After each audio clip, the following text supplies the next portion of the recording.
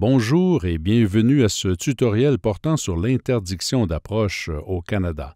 L'ensemble du contenu de cette présentation a été produit par le Bureau de la Sécurité des Transports du Canada. Je tiens à souligner la générosité et la grande disponibilité du BST dans la production de cette vidéo.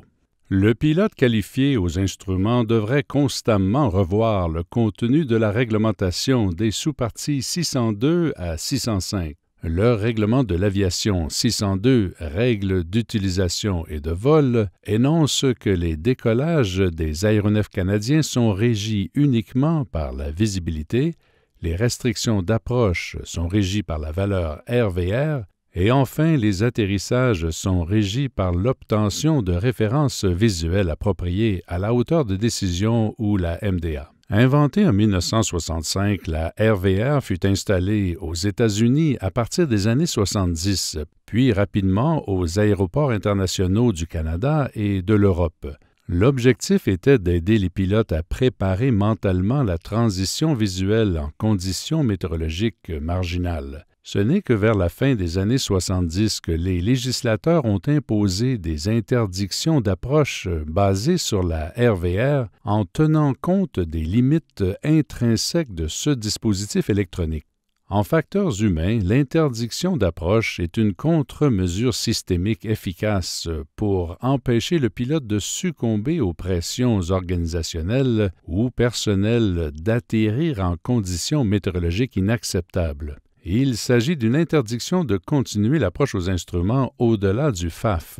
À quelques exceptions près, lorsque les conditions à l'aérodrome se dégradent sous une valeur précise, la remontée doit être exécutée au plus tard au FAF. Dans la réglementation canadienne, la version actuelle de l'interdiction d'approche date de 2006. Quant à elle, et introduite récemment, la visibilité opérationnelle à un aérodrome est la visibilité minimale permise pour les opérations au sol, notamment le taxi, les décollages et les atterrissages.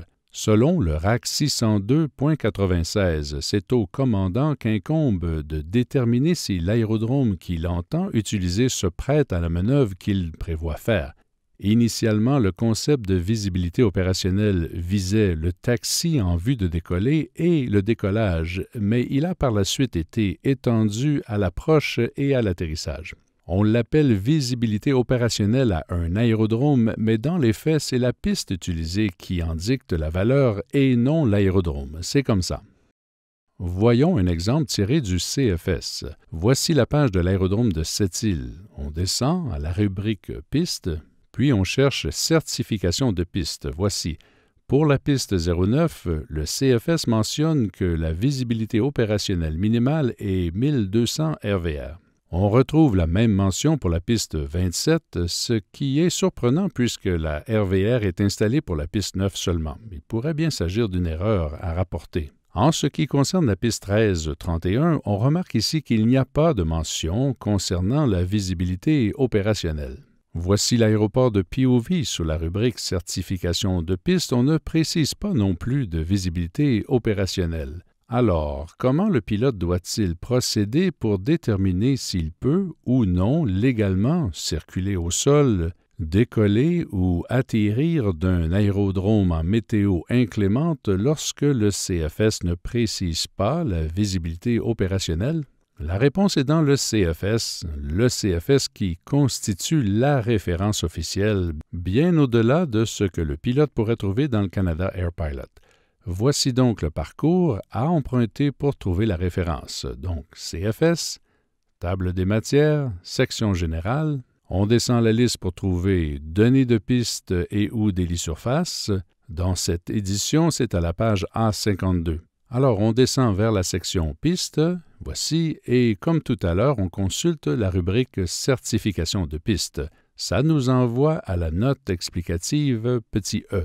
Dans cette édition, la note explicative « e » est ici, mais il faut poursuivre la lecture jusqu'au 7e alinéa que voici. On peut y lire « Si aucune portée visuelle de piste RVR n'est publiée pour une piste, les opérations sur cette piste sont limitées à une visibilité de 2600 RVR, un demi-mille et plus. » Alors, quand il n'y a pas de mention de visibilité opérationnelle dans le CFS ou le CAP, comme c'est le cas pour la piste 13 de cette île, la valeur est de 2600 RVR. Maintenant, vous savez où trouver la réponse.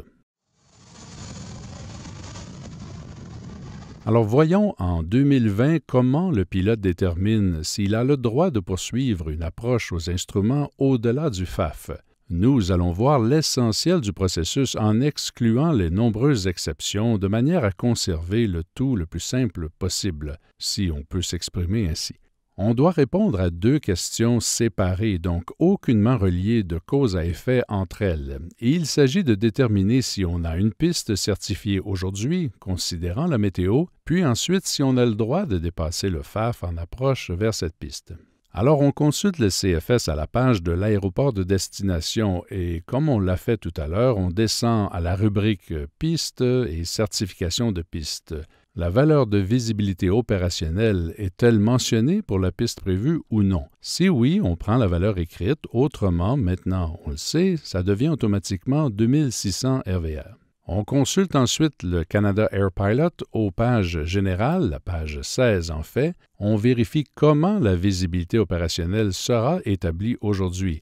L'aéroport a-t-il une tour de contrôle en activité ou fermée ou pas de tour du tout? On a ici l'aéroport de Havre-Saint-Pierre. La piste 0826 n'a pas de visibilité opérationnelle spécifiée, n'a pas de tour de contrôle non plus. La résultante de tout ça, ça prend un demi-mille ou plus. En d'autres mots, si la météo descend sous un demi-mille, on n'a plus de piste. On a un rectangle d'asphalte ou un stationnement, mais on n'a plus de piste. Il faut lire l'exigence de visibilité opérationnelle comme une exigence absolue, dans le sens la visibilité actuelle ou prévue doit être égale ou supérieure à la valeur indiquée dans le CFS. Il ne s'agit pas d'une recommandation ou quelque chose optionnel. Parfois, une piste est certifiée 1200 RVR le jour et 2600 RVR la nuit. Certains transporteurs nationaux demandent à leur département de contrôle opérationnel d'analyser les exigences de visibilité opérationnelle d'aéroport et de présenter l'information sur des cartes d'approche de compagnie. Pour déterminer si l'approche peut être continuée au-delà du FAF et hormis les quelques exceptions usuelles, le processus décisionnel débute avec la plaque d'approche du Canada Air Pilot. À la page générale 24 du Canada Air Pilot, on peut y lire que les exploitants commerciaux peuvent, sous réserve de certaines conditions, poursuivre l'approche au-delà du FAF si la visibilité à l'aéroport est égale ou supérieure aux 3/4 de la visibilité recommandée. Certains exploitants commerciaux bénéficient d'autorisations spéciales qui rabaissent le minimum de visibilité à 50% de la visibilité recommandée. Donc, dans le cas de Havre-Saint-Pierre, on descend à un demi-mille terrestre. Lorsque les conditions de l'autorisation sont toutes rencontrées, selon l'équipement disponible à bord notamment, le pilote peut exécuter l'approche. Autrement, il doit s'en remettre à la règle des 3/4. Depuis septembre 2006, suite aux pressions de l'association COPA, les particuliers et les exploitants privés ont, quant à eux, une limite de 1200 RVR, peu importe la visibilité recommandée sur la plaque d'approche. Ainsi, même si les concepteurs d'approche recommanderaient une visibilité de 2000 terrestres, par exemple, les particuliers et les exploitants privés pourraient s'en tenir à seulement 1200 RVR.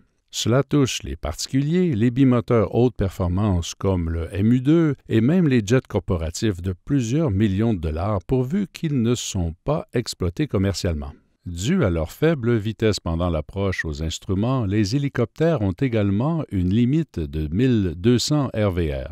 Alors, on a la visibilité requise. On y compare la visibilité réelle communiquée par l'ATC pour déterminer si l'approche peut être poursuivie au-delà du FAF ou non. Lorsqu'on répond positivement aux 2 questions, on est en droit de poursuivre l'approche au-delà du FAF.